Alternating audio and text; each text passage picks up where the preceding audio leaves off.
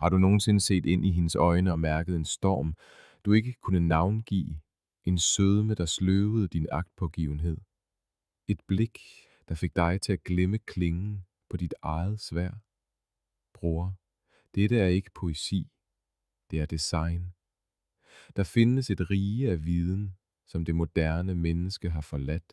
Ikke fordi det er falsk, men fordi det er for omkostningsfuldt at kende. Sokrates undgik ikke denne viden. Han gik lige ind i den, og det han opdagede var ikke et had til kvinder, men en sandhed om dem, der stadig forfølger mandens sjæl i dag. Han advarede, ikke med bitterhed, men med ildhærdet fornuft, om at hvor mænd smedes i klarhed, formes kvinder i lag af røg. Han sagde det ikke for at nedgøre, men for at vække. For det, der er tilsløret, kan man ikke stole blindt på, og det, der fortryller, må først forstås, før det fortærer. Mændene i Athen lå ad ham, dommerne dømte ham, men han smilede over for deres uvidenhed, for han vidste, at en mand, der kun forstår en kvinde, som hun fremstår, og ikke som hun fungerer, er som en soldat, der forføres af glimtet fra sin fjendes klinge, smuk og dødbringende. Sokrates underviste i spørgsmål, så spørg dig selv, hvorfor begærer hun magt i skyggerne? Hvorfor er hendes hengivenhed så ofte blandet med strategi? Hvorfor taler hendes tavshed mere end hendes ord? Hvis du ikke spørger, vil du ikke se. Og hvis du ikke ser, vil du knæle, ikke af hengivenhed, men af vildfarelse. I Staten beskrev Sokrates den retfærdige sjæl, afbalanceret, styret af fornuft, ikke slavebundet af appetit eller impuls. Men hvad med en mand, der bygger sit liv op omkring en kvinde, hvis natur han ikke forstår? Den mand bygger ikke en sjæl. Han bygger en helligdom for forvirring. Han talte om tyransjælen, den der ledes af begær, altid tørstig, aldrig i ro. Mine herrer, hvor mange mænd bærer i dag fornuftens klæder, mens de er lænket af tørsten efter kvindelig anerkendelse? Hvor mange bygger kongeriger ikke for eftermælet, men for at imponere en kvinde, som ikke ville blive, når murene først var brudt? Forstå, Sokrates advarede dig ikke om hende. Han advarede dig om dig selv. Når du ikke kender hendes natur, er hun ikke din fjende. Hun er ikke din frelser. Hun er prøven, og enhver mand må bestå den eller knuses under vægten af sine illusioner. Du lærte at lede efter skønhed, men Sokrates vidste, at skønhed er maddingen. Det, der betyder noget, er intentionen bag den. Og her, sagde han, er hvor mænd fejler. Du jager formen og glemmer essensen. Du jager hendes berøring og glemmer hendes mønster. Du studerer ikke. Du falder. Og når du falder, griber hun dig ikke, ikke fordi hun er grusom, men fordi naturen ikke har designet hende til det. Hun udvælger, hun tester, hun tilpasser sig, men hun bygger ikke. Det er din byrde, det er din forbandelse og din krone. En mand, sagde Sokrates, må leve et rensaget liv. Det inkluderer dine tanker om hende. Det inkluderer din behov, din svaghed, din længsel. Hvis disse ikke rensages, vil hun se, hvad du nægter at se, og bruge det ikke ondsindet, men af nødvendighed. For ligesom floden ikke hader den klippe, den eroderer, hader kvinden ikke den mand, hun udmanøvrerer. Hun følger blot sin natur. Men følger du din? Sokrates levede omgivet af mænd, der misforstod magt, som troede, den fandtes i stemmer, i sølv, i bifald. Men han vidste, at magten tilhører den mand, der ikke kan bedrages, især ikke af det, han elsker. Det er begyndelsen. Du blev ikke født til at kredse om hende. Du blev født til at styre dig selv. Sokrates lærte, at det uransagede liv ikke er værd at leve, men det uransagede begær er endnu farligere. Og intetsteds er begæret mere kamufleret end i kvindernes rige. Det bærer hengivenhedens maske. Det synger som sandhed. Det danser som skæbnen. Men det adlyder noget dybere. Overlevelse. Selektion. Instinkt. Du kalder det kærlighed. Hun kalder det timing.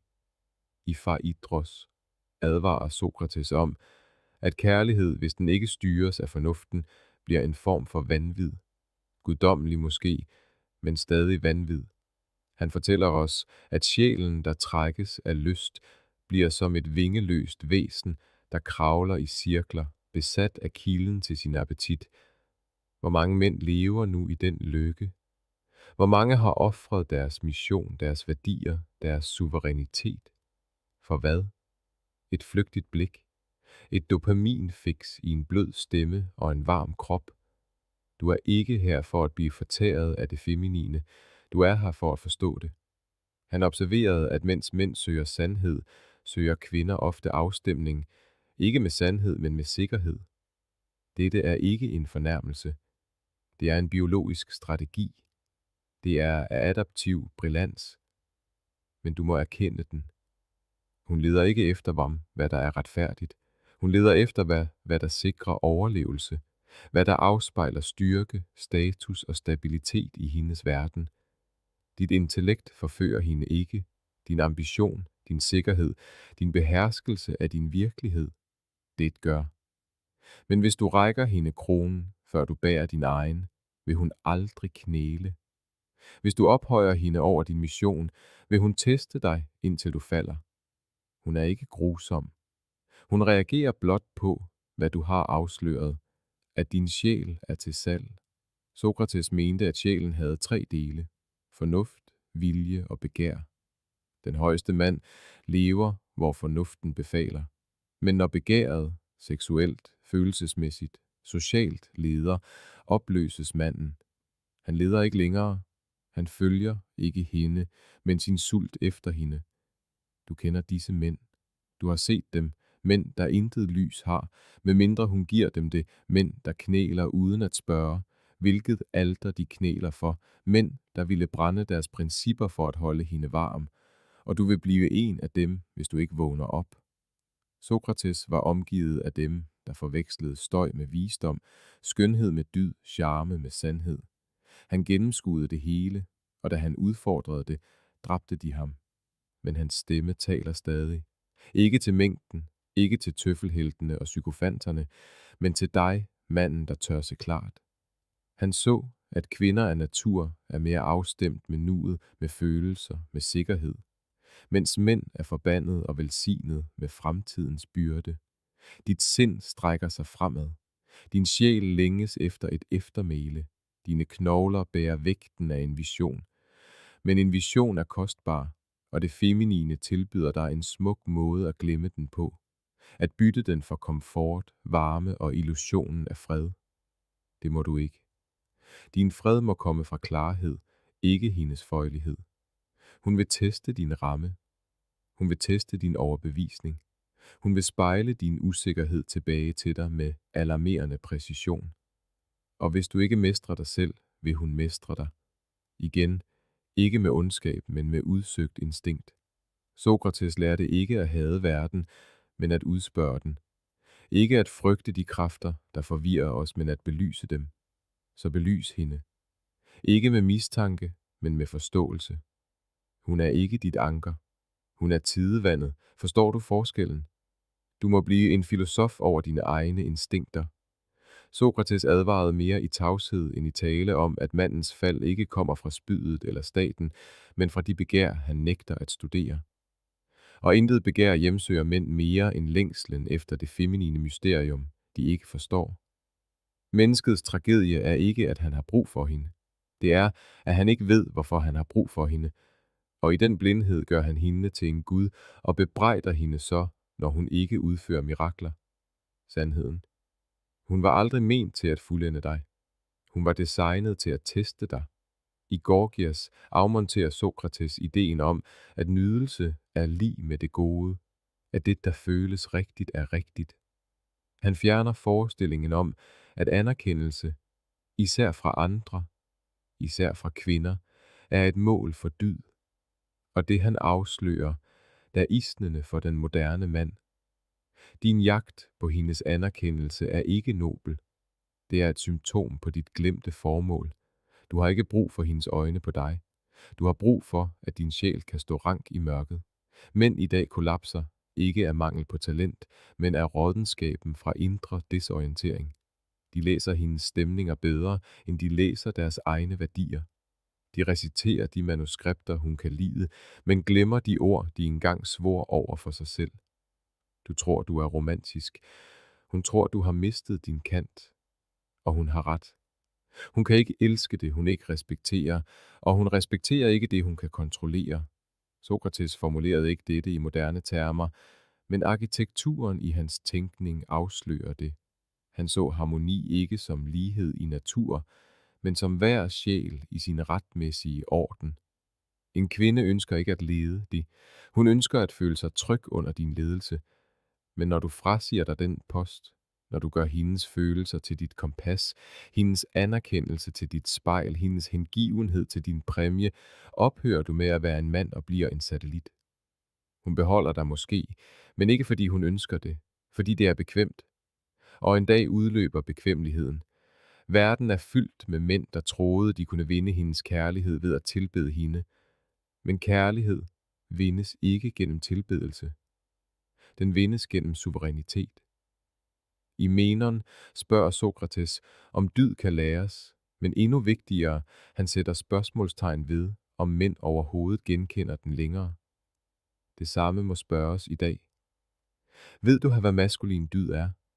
Ved du, hvordan den ser ud, før du tilbyder hende den? Eller har du forvekslet hengivenhed med disciplin, lyst med loyalitet, føjelighed med kærlighed? Hun vil ikke have dig knækket. Hun vil ikke have dig trængende. Hun vil ikke engang have dig flink. Hun vil have dig ægte. Og den ægte mand kredser ikke om det feminine. Han kredser om det gode, det sande, det retfærdige, og inviterer hende til at gå med ham, kun hvis hun kan bevæge sig i rytme med den bane. Når hun ser dig leve efter principper, ikke overtagelse.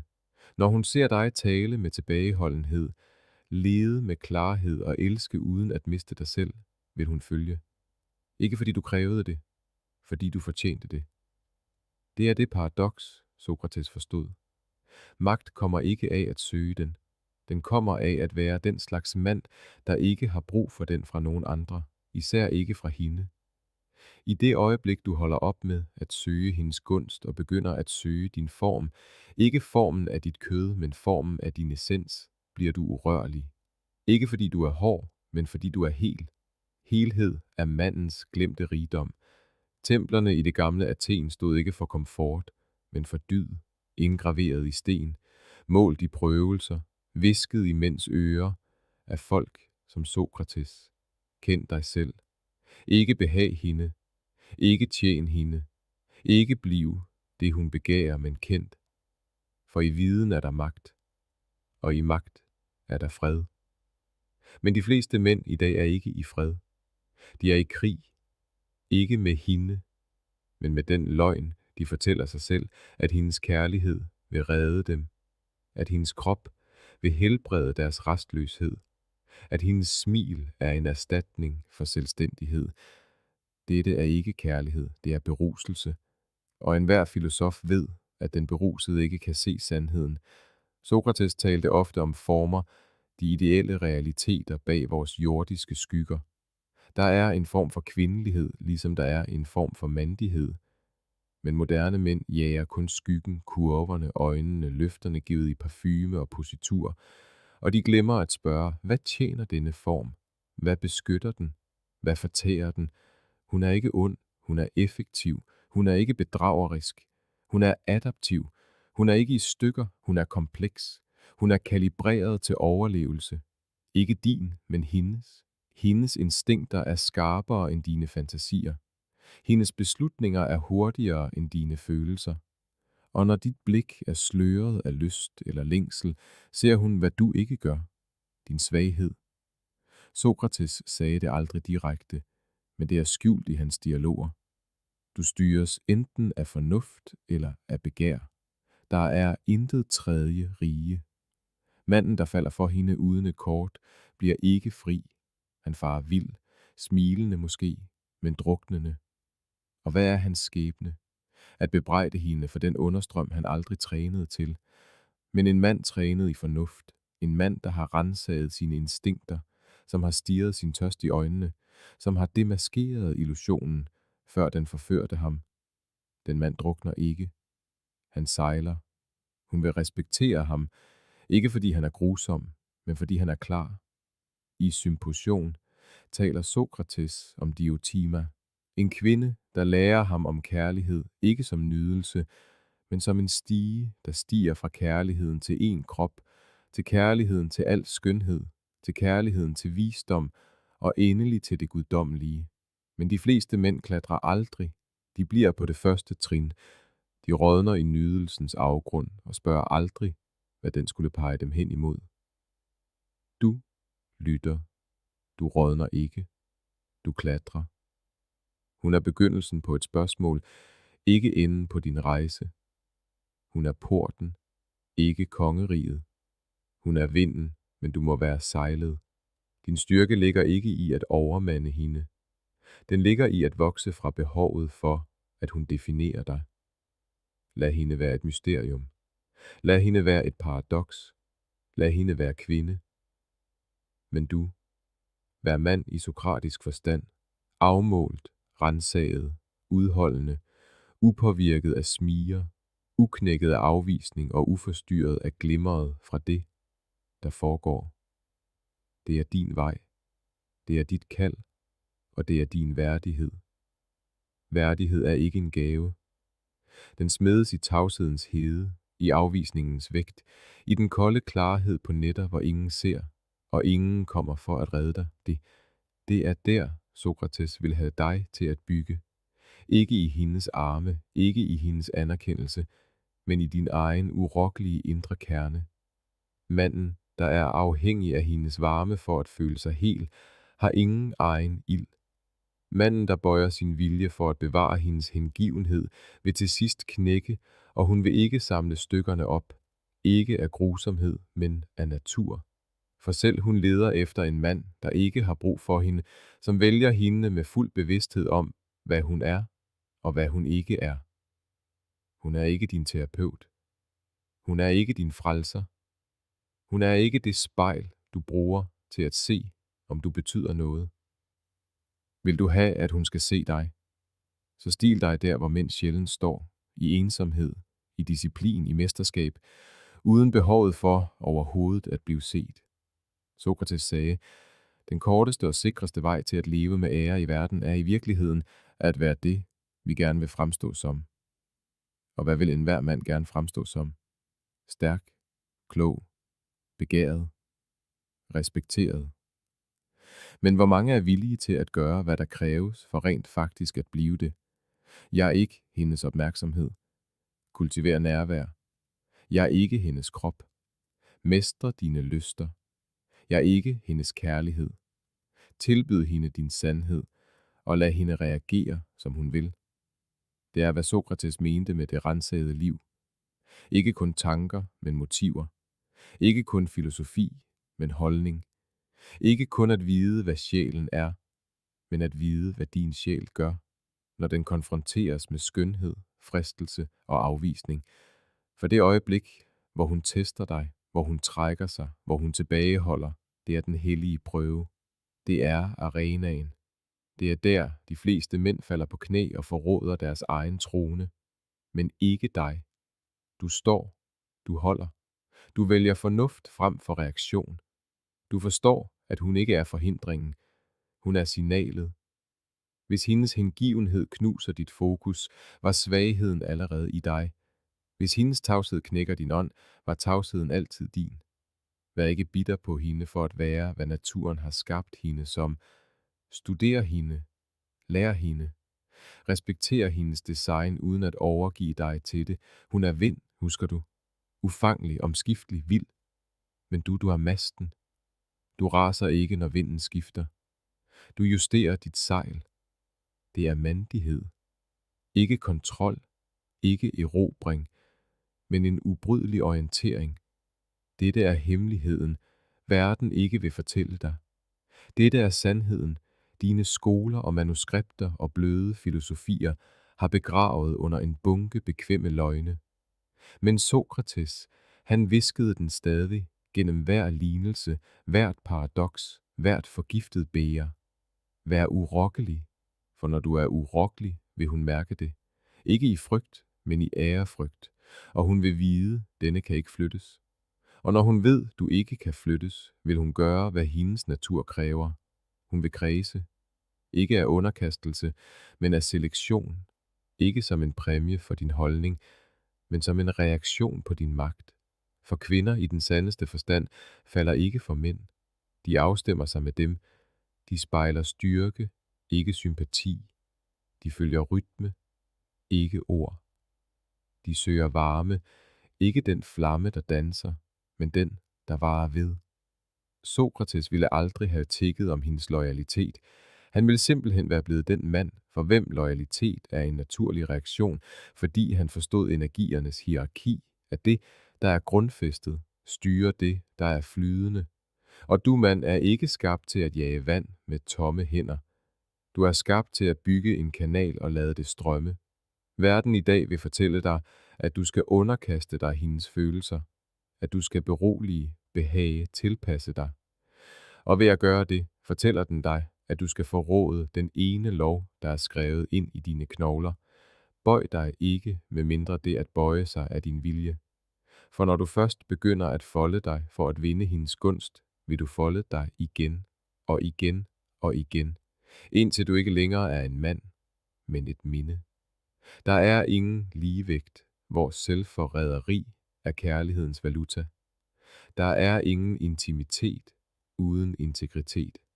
Vil du vide, hvilken slags mand en kvinde ikke kan forlade? Det er ikke den rigeste, ikke den smukkeste, ikke den mest poetiske. Det er den mand, der kunne gå sin vej og stadig være hel. For i det øjeblik hun mærker, at du ikke kan gå, at din sjæl er lænket til hendes nærvær, at din ild dæmpes, når hendes lys er væk, ved hun, at du slet ikke er ild længere, at du er et stearinlys, flakkende, skrøbeligt og i sidste ende til at glemme. Men manden, der holder sin kurs, som smiler gennem afvisning, som fortsætter sin mission uanset hendes humør eller hendes bevægelser, den mand bliver en tyngdekraft. Hun kan ikke lade være med at mærke den, selv når hun løber. Sokrates vidste dette. Han levede det. Mens andre debatterede i forfængelighed, afmonterede han illusioner. Mens andre søgte bifald, søgte han afstemning med det, der er sandt, og intet er mere sandt end dette. En mands essens må være upåvirket af andres anerkendelse, især den han begærer, for hun vil teste din kerne, ikke for at ødelægge den, men for at finde den. Når hun hæver stemmen, smuldrer du så. Når hun tilbageholder sin hengivenhed, kryber du så. Når hun truer med at gå, mister du så din retning. Dette er ikke skænderier, det er eksaminationer.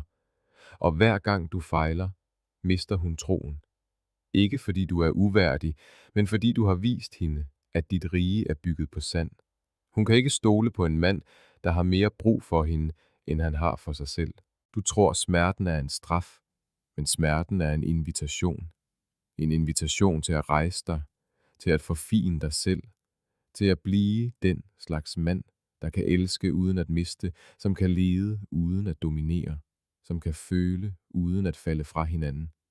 Dette er ikke stoicisme i en tom forstand. Dette er suverænitet. Det er den maskuline essens, renset for afhængighed. Det er Sokrates sjæl, rolig, fattet og umulig at kontrollere. Og det, mine brødre, er begyndelsen på en kærlighed, der ikke slavebinder. Du blev ikke skabt til at knæle ved hengivenhedens alter. Du blev skabt til at stå ved sandhedens porte og vogte dem med dit liv. Det var det, Sokrates lærte os. Ikke med slogans, men med ofre. I sine sidste øjeblikke valgte han døden frem for varnære, tavshed frem for kompromis og sandhed frem for bekvemmelighed. Og hvad er den sandhed for dig i dag? Den er dette. Du må ikke frygte hendes natur eller forsøge at omskrive den. Du skal mestre din egen. Kvinden er ikke slagmarken. Hun er spejlet, prøvelsen, den spænding, der afslører dine brudlinjer. De fleste mænd fejler, fordi de aldrig har lært, at det feminine ikke er her for at fuldende din sjæl. Hun er her for at udfordre den. Hvis du omfavner det, bliver hun essen, hvor du smedes. Hvis du modstår det, bliver hun flammen, der fortærer dig. Bed hende ikke om at være enklere. Bliv selv klogere. Bed hende ikke om at blive. Bliv den mand, hun ikke ønsker at forlade. Bed hende ikke om at lindre dine sår. Hel dig selv så dybt, at dine ar bliver til hellig skrift. I sidste ende gav Sokrates ingen befalinger. Han stillede spørgsmål. Spørgsmål, der var skarpe nok til at gennembore illusionen, til at vække sjælen, til at rive hver en maske af, vi bærer. Og hvis du tør følge den vej, vil du miste ting, illusioner, afhængigheder, følelsen af berettigelse. Men det du vinder er alt. Du vinder klarhed, den sjældneste dyd i en larmende tidsalder. Du vinder ro, den slags stilhed, der ikke kan manipuleres. Du vinder magt, ikke over andre, men over dig selv. Og ved at mestre dig selv, har du allerede erobret verden. Lad dem kalde dig kold. Lad dem kalde dig fjern. Lad dem sige, du er for distanceret, for logisk, for fast. Dette er skrigende fra en verden, der frygter mænd, som ikke kan bøjes. For sådanne mænd følger ikke trends. De falder ikke for fristelser. De sælger ikke deres sjæl for et kys. De står fast. Ikke fordi det er let at stå, men fordi det ikke længere er en mulighed at falde. Og i den position bliver du et fyrtårn. Andre mænd vil se dig. De vil huske, hvem de var bestemt til at være, og den ringeffekt vil nå længere, end du nogensinde vil ane. Så til dig, manden, der lytter i stilhed, i eftertanke, i den ældgamle smerte, som kun de vise føler, siger jeg dette. Rejs dig. Rejs dig uden raseri. Rejs dig uden undskyldning. Rejs dig uden frygt. Ikke imod hende, men for dig selv. Løb ikke fra hendes prøvelser. Vær ikke bitter over hendes magt. Mød den blot med noget større, dit eget urokkelige væsen, og når du gør det, slutter spillet. Illusionerne dør. Sjælen stiger op. Dette budskab er ikke for masserne. Det er for de få, de søgende, bygherrerne, kongerne uden kroner, som ikke har glemt ilden. Hvis du har mærket vægten af disse ord, så del dem. Lad dem give genlyd. Synes godt om. Abonner, doner. Ikke for at støtte mig, men for at støtte sandheden, for mænd overalt sulter efter den. Og hvis du er blevet mættet, så mæt andre. Lad dette være starten på din tilbagevenden. Ikke til dominans, men til dømmekraft. Verden har ikke brug for højere mænd, den har brug for klarere mænd. Vær den mand og gå fremad, urokkelig.